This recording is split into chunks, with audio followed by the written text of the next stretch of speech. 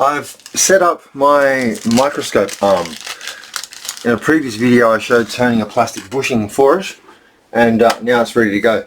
This is a CRT monitor stand that's sort of double jointed, so as well as being able to pivot, it can pretty much go anywhere. It's got a 60 centimeter long arm on it that's pivoted from the back of the bench, but it's also got a pivot in the middle so it can kind of fold back on itself. It's very, very strong. It only has a 24-inch LCD on it, but I'd be quite happy having maybe even a 19-inch CRT on it. I don't think that'd harm it at all. It's a pull-out keyboard stand and so on. And with that, I've now added an additional pivot, this one right here, which has an arm on it that can also therefore go anywhere for my microscope. This is the microscope here. I'll just pull it out of its stand. Just fits in through that bushing that we made. I can tilt that up so that it's easy to see. Turn it on. It's got a ring light on it that's got a little adjustment system built in. If I get a PCB, this is a PCB I bought recently for practice. They're pretty cheap on eBay.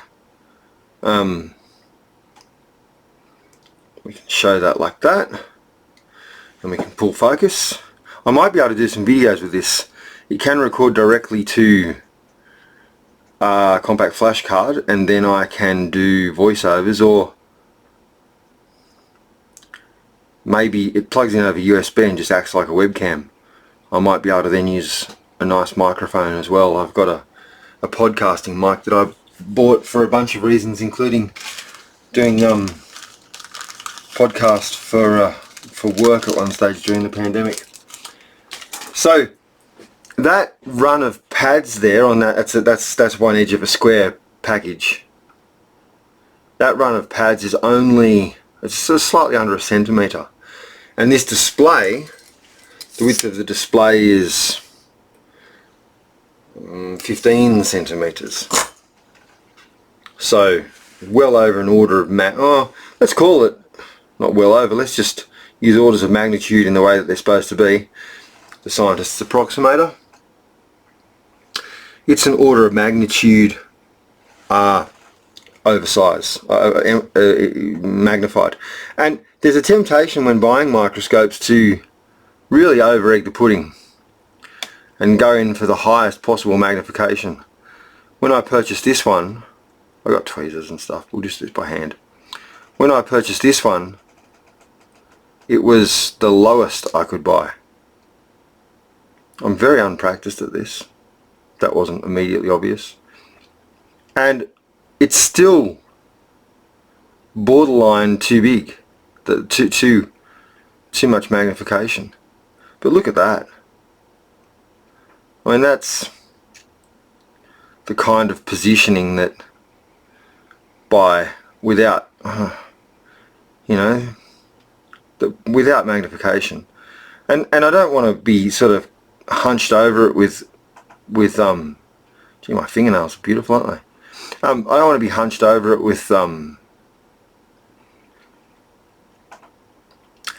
goggles on or anything, flux smoke and so on. I'm going to have to get good at this. Currently I'm quite poor at it.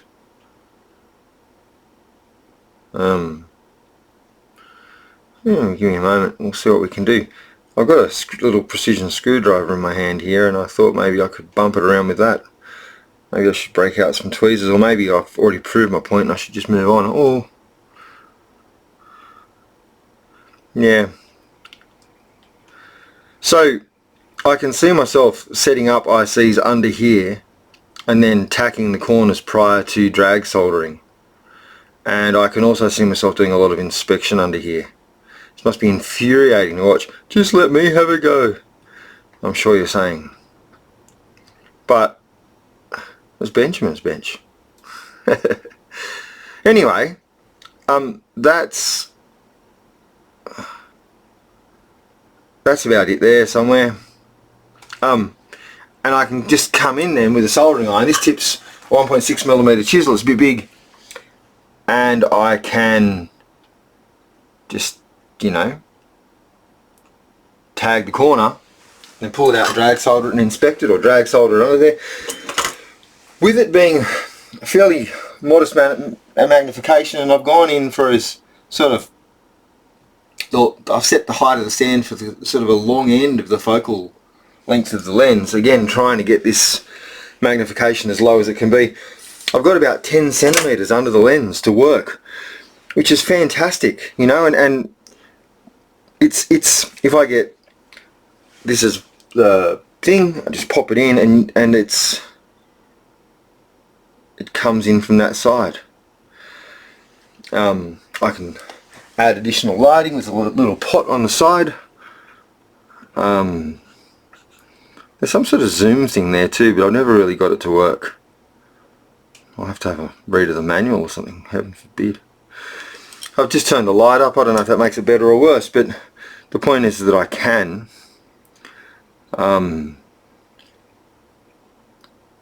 gee, what a great image. There's also some settings. I can go black and white, or negative, and red filters and green filters, which I think will be really useful in sort of helping to properly understand what's going on, you know, because depths and stuff's tricky.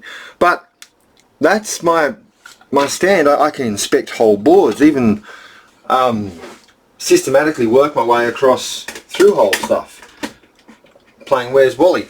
And when I don't need this, it just swings in out of the way. I really don't have any, yeah, just, there's a nylock nut on the bottom of the pivot, and there are a couple of aluminium spacers, one of about 2 centimeters to get it past all this and to bring it a bit closer to the bench, and a big thick 1 centimeter slab at the same sort of 40mm diameter underneath this to clamp it over a nice broad area, because this is a very light gauge aluminium. So I've also found that putting a bottle of something on here helps damp vibrations quite well. I think it doesn't, the liquid doesn't sort of boing, it just makes little waves and dissipates the energy quite quickly if I bump the bench. But yeah, the sort of field of motion of this arm is, oh, I can't ever imagine coming across a work area that it can't readily cover just by, you know, dragging this whole stand. There's, yeah. So there we go. I can now see the small stuff easily, which won't just be useful for electronics. It's going to be great for a whole bunch of different stuff. I'm really looking forward to using this.